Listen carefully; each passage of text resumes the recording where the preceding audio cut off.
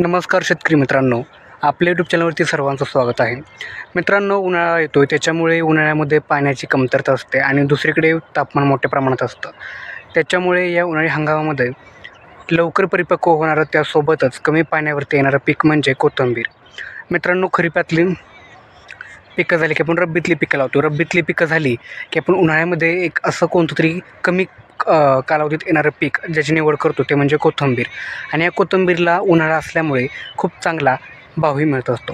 त्याच्यामुळे या उन्हाळ्यात तुम्ही कोथिंबीर करावी का न करावी याबाबत आपण सविस्तर माहिती या यूट्यूब चॅनलच्या माध्यमातून पाहणार आहोत. त्यामुळे चॅनलवरती तुम्ही नवीन असाल तर लगेचच चॅनलला सबस्क्राईब करा. मित्रांनो, सबस्क्राईब करणं हे फुकट असतं. त्याच्यामुळे पुढच्या येणारा जो व्हिडिओ आहे तुमच्यापर्यंत लगेच पोहोचतो आणि आपल्या यूट्यूबच्या माध्यमातून आपण शेतकऱ्यांच्या हिताचे सर्व व्हिडिओ सोडत असतो. त्याच्यामुळे लगेच चॅनलला सबस्क्राईब करून घ्या आणि लाईक करा.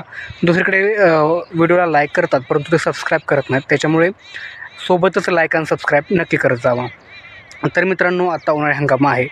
ह्या उन्हाळी हंगामामध्ये कोथिंबीरची लागवड जर आपण पाहिलं तर 1 महिना हार्डली ते 1.25 महिना पुरेसा आहे. आपली कोथिंबीर पेरणीपासून ते काढणीपर्यंत एंड होत असतो. त्याच्यामुळे आता महत्त्वाचं असं राहतं की उन्हाळ्यामुळे कोणताही पालेभाज्या असेल त्या हिरव्या चमकदार राहत नाहीत, ताज्या तवेलदार राहत नाही आणि हा जो ड्रॉबॅक असतो. आणि परिणामी मार्केटमध्ये तो आपल्या भाज्या ह्या अशा सुकलेल्या असतात, त्याच्यामुळे त्यांना बाजारभाव मिळत नाही. तर आपण उन्हाळी हंगामामध्ये जी कोथिंबीर पेरू ती ताजी, तवेलदार आणि फ्रेश कशी राहील यासाठी परिपूर्ण नियोजन आपण ह्या व्हिडिओतून सांगणार आहोत. मित्रांनो, सुरुवातीला तर जमीन निवडण्यापासून आपण सुरुवात करूयात. जमीन एक तर मित्रांनो मी म्हणले की काळी ते भारी प्रमाणाची निवडावी. कारण असं की जी काळी आणि भारी जमीन ही कमी तापते आणि त्यात पाणी जास्त प्रमाणात टिकून राहत असतं.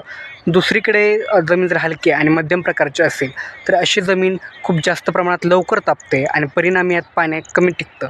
त्याच्यामुळे अशी जमिनीची निवड तुम्ही शक्यतो करू नका. हा झाला जमिनीचा निवडण्याचा प्रकार.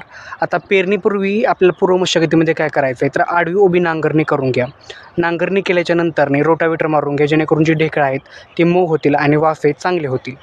आता वाफे झाल्याच्यानंतर 1 ते 2 वेळा आपल्याला काय करायचं आहे तर आपलं जे शेत आहे ते विजवून घ्यायचं आहे, जेणेकरून उगवण चांगली होईल. आता बियाणं किती निवडावं, जर तुम्ही यंत्राच्या साहाय्याने जर पेरणी केली तर 35 ते 40 किलो बियाणे हे लागेल आपल्याला एकरी. सोबतच आपण जर वाफ्यात फिसकटली तर अशा वेळेस आपल्याला बियाणं जरा थोडं जास्त लागेल, 40 ते 45 किलो आपल्याला बियाणं तिथे लागेल. मित्रांनो, जमीन कशा प्रकारची असावी, पेरणी कशी असावी, त्यानंतर पेरणी करण्यापूर्वी एक महत्त्वाचं म्हणजे बीज प्रक्रिया आपल्याला करायची आहे. ट्रायकोडर्मा विरिडीची आपल्याला बीज प्रक्रिया करायची आहे. ही बीज प्रक्रिया कशासाठी करायची आहे तर जे बुरशीजन्य रोग आहेत यांचा प्रादुर्भाव होऊ नये किंवा झाला तरी तो कमी प्रमाणात व्हावा यासाठी आपल्याला ही बीज प्रक्रिया करायची आहे. सोबतच बीज पेरणीच्या अगोदर 1 रात्र अगोदर आपल्याला जे धनं आहेत ते धनं एक मस्तपैकी एका रात्रभर पाण्यात भिजू घालायचे आहेत. याने काय होईल भिजू घातल्यामुळे ते धने चांगल्या प्रकारे फुगतील. धनं फुगल्यावरती त्याला बीज प्रक्रिया द्या. ट्रायकोडर्मा विरिडीची बीज प्रक्रिया दिल्यानंतर त्याला शेडमध्ये सुकू घाला आणि ते बियाणं पेरणीसाठी वापरा. महत्त्वाचं म्हणजे जे आपण बियाणं निवडले ते आपल्याला व्यवस्थित भरडायचे, ते 2 समान भाग करायचे आहेत. असं केल्यानंतरच आपल्याला पेरणी करायची आहे. पेरणी केल्यानंतर लगेच पाण्याचं व्यवस्थापन करून घ्या. मित्रांनो, आता तणनाशक आणि ज्या फवारण्या आहेत त्या बघूयात. शक्यतो कोथिंबीरीमध्ये आपण कोणत्याही प्रकारची फवारणी घेत नाही. एक महत्त्वाची म्हणजे आपण एक टॉनिक फवारू शकतो, ज्याच्यामध्ये ॲमिनो ॲसिड आणि सीवीड एक्स्ट्रॅक्ट घेऊ शकतो. हे कधी घ्यायचं तर कोथिंबीर वाढीच्या आणि काढणीच्या पश्चात अवस्थेत असेल अशा वेळेस आपण ही फवारणी घेऊ शकतो. याने काय होईल तर ॲमिनो ॲसिड आणि सीवीड एक्स्ट्रॅक्ट जर आपण घेतला तर याने कोथिंबीर आपली ताजी, तवेलदार, फ्रेश आणि टवटवीत राहण्यास, जास्त प्रमाणात काळोख येण्यास मदत होईल.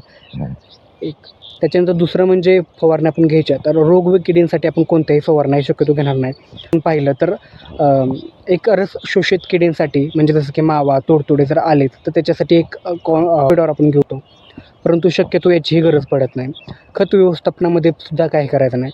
पेरणीच्याच वेळेस खत व्यवस्थापन करत असताना आपल्याला 24-24-0 हे एक 50 किलोची बॅग आपल्याला पेरतानीच टाकायची आहे. त्यानंतर एक 18-20 दिवसांनंतर मित्रांनो आपल्याला एक युरिया 20 ते 25 किलो हाताने फवारून लगेच त्याचं पाण्याचं व्यवस्थापन करायचं आहे. अशाने जी कोथिंबीर आहे जी ताजी तवेलदार येण्यास मदत होईल आणि हाच मोठ्या शेतकऱ्यांचा प्रश्न असतो की उन्हाळ्यामध्ये प्रचंड तापमान असतं. या तापमानामध्ये पिकं कोमेजून जातात आणि याचाच दुष्परिणाम आपल्या पिकांवरती होतो आणि परिणामी त्यांना मार्केट मिळत नाही.